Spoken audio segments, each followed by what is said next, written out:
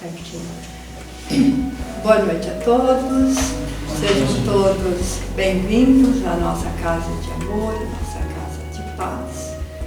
Para iniciarmos o nosso estudo da noite, vamos começar da melhor maneira, que é conversando com o Mestre Jesus. Vamos fechar os nossos olhos, buscar o nosso Mestre, nosso irmão maior, junto com o nosso amigo espiritual e com os pensamentos unidos, a equipe espiritual desta casa. Serenemos o nosso íntimo, serenemos o nosso pensamento, buscando a paisagem sublime do Mestre, com seus pensamentos de harmonia e paz, para o entendimento de nossa vida encarnada e desta maneira compreendermos o porquê da nossa encarnação. Que o Mestre Jesus nos inspire a paz, a harmonia, o crescimento e o entendimento da nossa vida, hoje e sempre.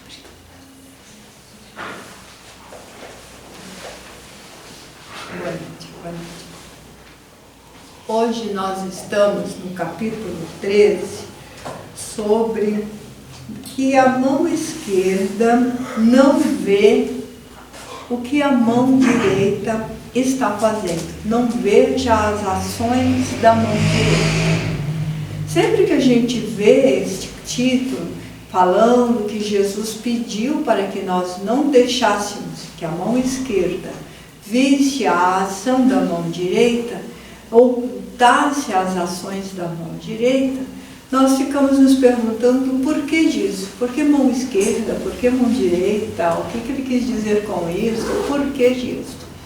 Mas a esquerda, ela representava na época de Jesus a negatividade, o erro, aquilo que não podia acontecer. E a direita, a positividade, aquilo que era correto, aquilo que era honesto. Tanto é que em outro momento Jesus vai falar das mudanças que nós temos que fazer e ele separa essa mudança como a sua esquerda os bodes, que faz tudo errado, e a sua direita as ovelhas, que faz tudo certo.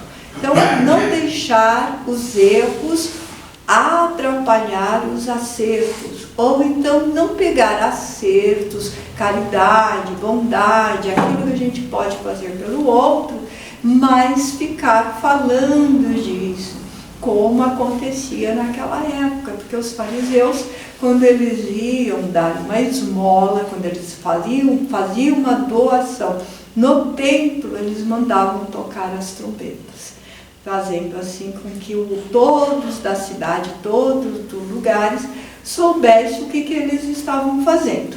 Aí Jesus faz essa recomendação para que a gente não faça isso. Então, nós estamos no item sobre a caridade material e a caridade moral. E é uma mensagem da nossa irmã Rosália, e ela traz uma mensagem muito profunda, muito interessante, que ela diz assim: amemo-nos uns aos outros e façamos ao outro o que quereríamos que nos fosse feito. Então é para amarmos uns aos outros e agir com o outro da maneira que nós queremos que o outro haja conosco. E ela vai separar nesta mensagem o que é caridade material, que o Adilson acabou de falar aqui no sábado, vai entregar as cestas básicas, que é um trabalho social que a Seara faz, atendendo famílias carentes. Da caridade moral, que é o trabalho da mão direita, que é aquilo que é oculto aos outros. O trabalho social que uma casa espírita faz, que uma instituição faz, que outra religião faz, que pessoas de muito dinheiro faz, criando ONGs, criando institutos de coisa. Essa caridade moral a gente chama, essa caridade material a gente chama de filantropia, porque o outro precisa ver, o outro precisa saber. Que sentido faria você falar, eu vou socorrer famílias carentes, e eu não tenho dinheiro suficiente para socorrer essas famílias, eu preciso agairar amigos, buscar amigos que ajudam a ter esse dinheiro, arrecadar materiais, arrecadar a cesta básica. A gente faz a campanha da cesta básica, a gente faz campanha, a gente chama de campanha do alimento para a cesta básica, a gente faz campanha de roupa, de sapato, quando chega a época das crianças, campanha para a festa da criança, quando chega Natal, campanha de apadrinhamento para essas crianças. Então isto precisa ser divulgado, por isso que isso é chamado de filantropia, porque é uma caridade necessária, uma caridade que nós ainda precisamos fazer, porque nós não temos o equilíbrio ainda da vida material. Então nós temos pessoas que têm muito, pessoas que têm pouco, pessoas que não têm nada. Então a gente precisa fazer esse equilíbrio.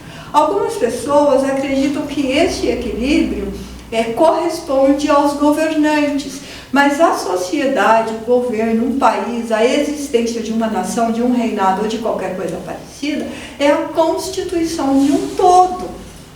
Então não é a constituição de, é uma pessoa, é o governo, é responsabilidade de todos nós. E é isso que ela está dizendo. Quando nós amamos o outro e quando nós queremos que o outro faça aquilo que nós queremos receber, está dentro dessa caridade material também, fazer ao outro aquilo que nós desejamos receber. Então eu não posso querer o mal se eu não desejo receber o mal. Então, nós vamos aprender a fazer essas coisas. A irmã Rosália fala nessa mensagem que toda a religião e, vamos dizer aqui, todas as denominações religiosas deveriam compreender isto. E toda a moral de uma sociedade deveria também aplicar isso. E ela encerra dizendo que se toda a religião, se toda a sociedade fizesse, praticasse esse amar ao próximo de maneira que você quer ser amado, nós já viveríamos num mundo perfeito. A Terra já seria um mundo feliz. Ela nem diz que é um mundo de regeneração. Ela diz que é já um mundo feliz, seria um mundo feliz, porque o respeito e o direito do próximo seria o mesmo que o outro quer. Nós estamos muito longe disso ainda. Nós ainda não conseguimos, mesmo que nós trabalhamos, mesmo que nós somos favoráveis a todos os tipos de filantropias, nós ainda estamos longe tanto da caridade material, porque nós ainda vemos muita carência, por mais que você faça, a pobreza, a miséria ainda é maior do que aquilo que você está fazendo, e também nós não temos dentro de nós o conceito da caridade moral, que é aquela que a outra mão não deve ver, que é ouvir com caridade, que é socorrer no silêncio, é não comentar sobre isso, porque nós ainda temos muita dificuldade com isso, porque o anonimato ainda é muito pesado para nós. Nós ainda necessitamos desse poder, dessa luz do outro ver e admirar. Nossa, como que é bom, olha aquela pessoa como ela é bondosa, olha o tanto de coisa que ela faz. Nós temos ainda essa necessidade de aplausos. Então a caridade moral que nós fazemos, ela tem essas manchas, elas não estão totalmente ocultas. A gente oculta, mas não tanto assim. E é disso que a irmã Rosália está falando, para não fazer isso. E essa caridade, a caridade moral, tem que começar em nós e tem que estar em nós em todos os lugares. Não pode ser só na sua casa espírita, não pode ser só no templo religioso que você participa. Ela precisa ser lá, mas também precisa ser no seu ambiente de trabalho, precisa ser dentro da sua casa, precisa ser com seus amigos, em todos os lugares familiares, parentes, a sociedade no geral, porque nós reclamamos que a sociedade não está legal. É comum a gente dizer que a sociedade está muito caótica, ou ela está muito violenta, que falta tudo. Só que nós esquecemos que a sociedade ela é constituída de células familiares. Então, se a sociedade está caótica, está violenta, está difícil, está doente, ela está enferma, é porque as células familiares não estão funcionando. Porque a sociedade é a união, é a somatória de todas essas células familiares. Então, nós precisamos fazer um olhar para o nosso lar, para a nossa célula familiar, como que ela está. Como que eu estou cuidando e tratando dos meus filhos? Como que eu estou cuidando e tratando dos meus pais? Como que eu estou tratando e cuidando do meu esposo, da minha esposa? Porque às vezes nós somos extremamente generosos com aquele amigo distante, aquele irmão distante, porque a gente não sabe como que ele vai agir, temos medo da reação dele. Então, com ele nós somos gentis, nós somos educados, nós somos generosos, mas é por medo de não conhecer as suas reações. Então, nós guardamos os nossos espinhos, nós guardamos as nossas garrinhas por medo. Agora, com aquele que vive conosco, aí a gente não precisa ser tanto. E como a gente tem a garantia de que ele não vai contar para ninguém, a gente abusa um pouquinho mais. E aí, quando a pessoa diz assim, olha, se você não parar, se você não melhorar, eu vou te denunciar, aí a pessoa toma um pouco de cuidado. Mas Sônia, não é assim, nós estamos na casa espírita, nós estudamos, nós trabalhamos, nós temos esse cuidado. Não é verdade, não é verdade. Nós temos o cuidado, nós fazemos com o outro tudo aquilo que nós desejamos, tudo aquilo que o nosso eu quer. Eu quero assim, nós damos ordens, nós somos pequenos ditadores. Mas quando reverte esta situação, daí nós não gostamos. O pedido da irmã Rosária é que nós façamos para o outro aquilo que nós queremos para nós. Se eu quero bondade, eu preciso oferecer bondade. E caridade, a palavra caridade quer dizer movimento do coração. Como que eu movimento o meu coração? Como que eu me movo em direção ao outro? Eu vou com amor, eu vou com harmonia, eu vou com dedicação, com carinho, com virtudes, ou eu vou com agressividade? O que a ciência nos diz? A ciência nos diz que nós somos 99% inconscientes e que nós temos 80% das nossas ações são irracionais. Apesar de nós falarmos, nós somos seres racionais, seres pensantes, somos diferentes dos outros animais. 80% das nossas ações têm semelhança com as deles. Porque nós não pensamos na hora de falar, nós não pensamos na hora de agredir. Doeu, machucou em você, então quando você faz comigo também dói, também machuca. Então nós estamos sempre revidando. E quando nós estamos sempre revidando, nós estamos sempre melindrados. Então, o amor de Deus, a caridade começa por nós. Por isso que Jesus diz, ama o próximo como a si mesmo. Que tipo de amor que eu tenho por mim? Porque às vezes eu não sou capaz de me amar. Às vezes eu não sou capaz de me aceitar. A minha autoestima não existe. Está anulado, eu coloco dúvidas, eu coloco defeitos onde não existe, eu coloco sofrimento onde não tem. Nós somos carne e osso, nós somos pessoas encarnadas, nós somos seres pensantes, mas animais, células vivas. Então, dor é uma coisa natural, faz parte da lei natural de Deus. A dor existe. Nós estamos numa escola de expiações e provas. Então, se é expiações, nós estamos repetindo lições. E alguns de nós está repetindo lições, expiações, repetindo provas, e ainda tentando aprender outras coisas. Outros não estão tentando aprender, está apenas na expiação gravíssima, não tem condições dele fazer outra coisa. Por exemplo, uma pessoa que tem uma vida vegetativa na cama, ela não consegue se comunicar com o seu externo, ela está só na expiação. Ela não tem condições de ter uma comunicação, um relacionamento externo com o outro para saber se ela está aprendendo ou se ela tem prova, ela está apenas reparando. Então, isto é natural, isso é normal, ter dor é normal. Como que você sente essa dor? Como que você relaciona com essa dor? Como que você incorpora? Como que você expressa? É escolha. Então, sofrimento é escolha. E amor também é escolha.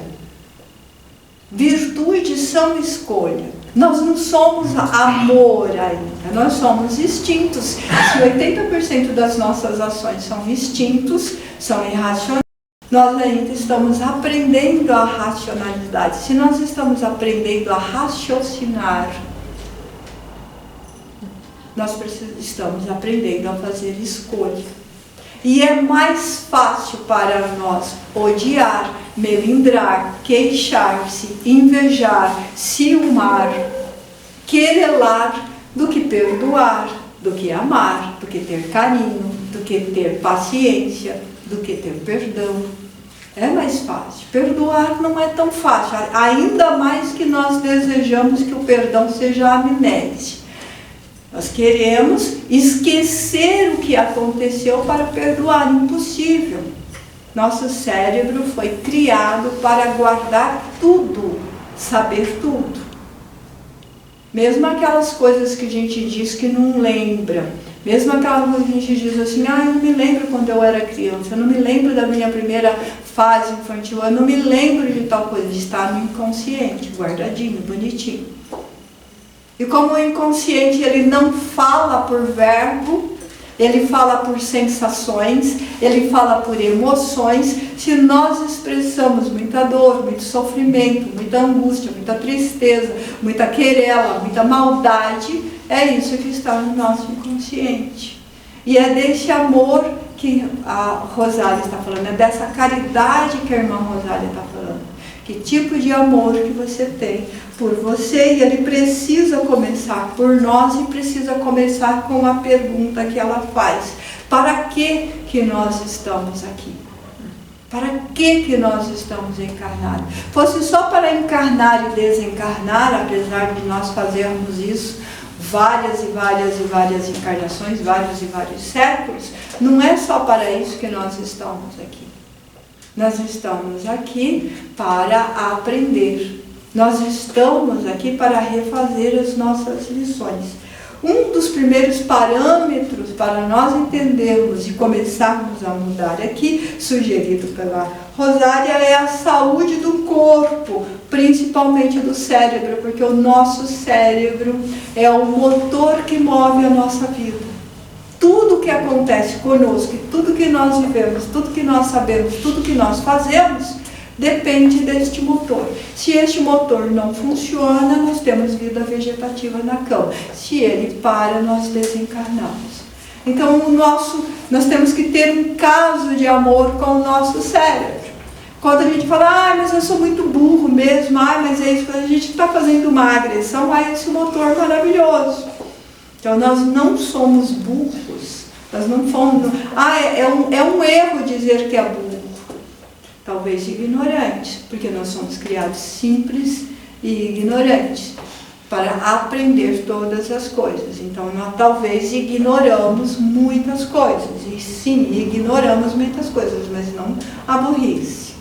O segundo ponto é manter emoções positivas em nós, e trocar os instintos negativos por virtudes positivas. E é muito difícil fazer isso, porque é muito mais fácil a gente reagir do que agir. E reagir é próprio dos animais. Chuta um cachorro, ele vai reagir te mordendo. Surta um homem, ele te agride também. Por quê? Porque isso é instinto. Lembrar daquela recomendação de Jesus, oferecer a outra parte, a gente costuma dizer, isso é para os santos. Ou então, isso é para um bobo, isso é para Jesus, ele que podia fazer isso. Não é. Então, a gente precisa sim ter isso. O terceiro ponto é ter uma vida cheia de significados, de propósitos e de finalidades. Se eu não tenho, se eu não dou significado para mim, se eu não me valorizo, e olha que nós somos uma joia, uma pérola de imenso valor. Lembram dessa parábola da pérola de imenso valor? Quem é a pérola de imenso valor que Jesus conta nessa parábola? Somos nós. E um homem, ao descobrir um campo com uma pérola de imenso valor, vocês já viram pérola num campo? Pérola geralmente está lá no mar, no cativeiro, mas um campo de imenso, uma pérola de imenso valor. Vendeu tudo o que tinha para comprar o campo. Qual o campo que Jesus recebeu? Qual o jardim que Jesus recebeu? E o princípio era o verbo, e o verbo estava com o Pai, e o verbo se fez carne, e nada de que existe neste lugar não foi criado, nada foi criado sem a sua autorização. Então nós somos joias de imenso valor, mas às vezes a gente se desvaloriza, e muito. Então a gente precisa dar significado, começando a nos auto-amar, auto-curar, para poder fazer isso com o próximo. O quarto é ter sonhos, objetivos e metas. Qual é o seu sonho? Qual é o seu desejo? Quais são as metas? Uma vez eu perguntei para uma grande amiga qual era o sonho dela. Eu acho que eu não tenho mais sonho. Eu acho que eu já realizei todos os meus sonhos. A gente não, enquanto a gente estiver encarnado, há a necessidade de ter sonhos. Terminou de realizar um, começa o outro. Então, os sonhos materiais já realizei tudo, parte por sonhos morais. Parta para os sonhos morais. Então, a gente precisa ter sonhos, a gente precisa ter metas. Engajamento e desafios na medida certa. É o quinto ponto. A gente precisa se engajar com a gente mesmo. A gente precisa ter um interesse pela gente mesmo. A gente não pode se auto-abandonar. Jesus não nos auto-abandonou. Ele deu todo o que ele podia. Deu seu sangue para que nós pudéssemos estarmos encarnados com a certeza de que a morte não existia. Jesus não encarnou para mostrar para a gente que o sofrimento era fácil. A gente já sabe que o sofrimento não é fácil. Ele encarnou para mostrar assim, olha, não existe morte. Eu acabei com a morte. Eu fiz a minha vida, fiz a minha missão, fui crucificado e ressurgi, subi ao Pai. Então acabou a morte. Mas é que falou lá que ele ressurgiu, ele ficou lá com seus discípulos, e aí nunca mais se ouviu falar dele. Isso não é verdade. Nós temos muitas e muitas histórias do aparecimento de Jesus tangível a seres encarnados. O primeiro deles, e o mais espetacular, na minha opinião, é a de Paulo. Quando ele surge para Paulo e diz, para de me perseguir. O que queres que eu te faça, Senhor? Eu fico até cego diante da luz do Senhor. Mas nós temos outros seres encantadores que a gente chama de missionários, que todos eles tiveram este encontro com Jesus. Depois de Paulo, a gente tem Teresa d'Ávila, Francisco de Assis e outros. Madre Teresa de Calcutá, perguntaram para ela por que ela fazia aquele trabalho que ela fazia. E ela disse, porque eu tive um encontro pessoal com aquele que chama de mestre. Então a gente tem que parar de achar que Jesus não pode se fazer presente por nós, porque isso foi há muito tempo. Então ele nos valoriza e ele espera isso de nós. Então temos que nos engajar, sim. Relações positivas, com qualidade e não quantidade. Às vezes nós queremos que a família nos acolhe, ela não está pronta para isto. Às vezes nós queremos ter 1 milhão de amigos, mas a nossa natureza é tão difícil que não dá. Aqueles poucos que nos suportam, a gente já tem que agradecer. Entendeu? Então a gente tem que entender isso, tem que saber disso. E nós não vamos agradar a todos. Tem pessoas que nos amam profundamente, dão a vida por nós. Quantos aqui dariam a vida por alguém? Levante a mão para mim. Quem daria uma vida por uma pessoa aqui? Todos têm uma pessoa que ama profundamente, que daria a vida. Mas a gente também tem aquelas pessoas que, muda de rua, não tem problema.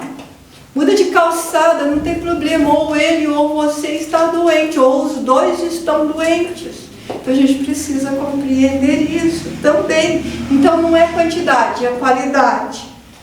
E o 7º ponto, a gente precisa fazer um foco, um propósito, uma coisa maior e superior a nós mesmos.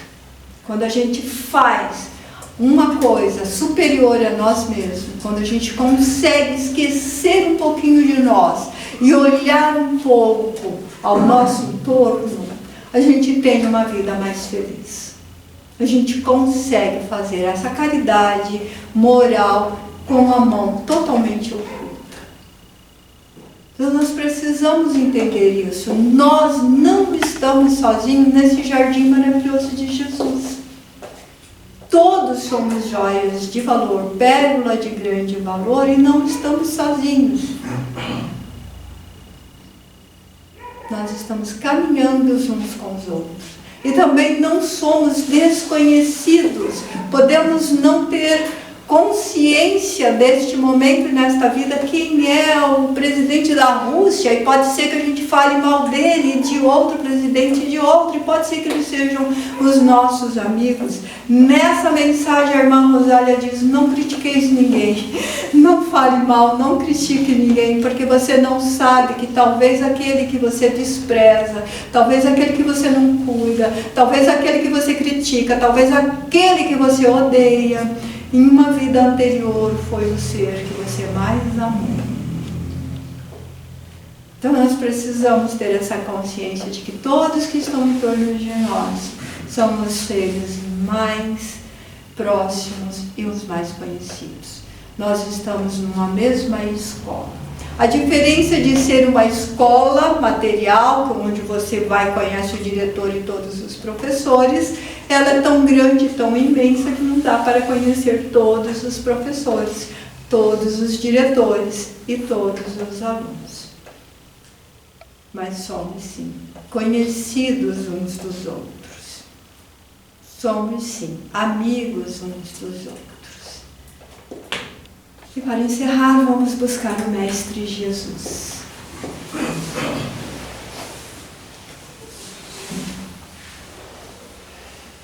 Querido amigo, muitas vezes esquecemos de caminhar contigo. Muitas vezes esquecemos de suas doces lições. Tantas vezes desejamos a companhia. Outras vezes nos sentimos tão só, tão abandonados e tão perdidos, que a nossa vida se faz um deserto. E muitas vezes esse deserto é acompanhado por uma tempestade de areia que nós não temos a condição de ver o horizonte e não sabemos onde estamos, nem o que estamos fazendo. Que possamos, Mestre, na nossa jornada, e nesses momentos em que estamos em ciclones da vida, perdidos, desorientados, que não percamos a bússola que és tu, que não percamos o teu norte, que não percamos a tua mensagem, o teu evangelho, para que possamos assim estruturar a nossa própria existência, abandonando a ignorância, abandonando o princípio de todas as coisas, para se tornar pessoas sábias, para se tornar pessoas que pode amparar, que pode ajudar, que pode movimentar o próprio coração em favor do outro como caridade, mas que esta caridade também possa se estender a nós, como um maná infinito de luz, como a fonte de água viva que tu pediste para termos no coração. E nós te agradecemos a todo instante pela oportunidade magnífica de estar em sua presença.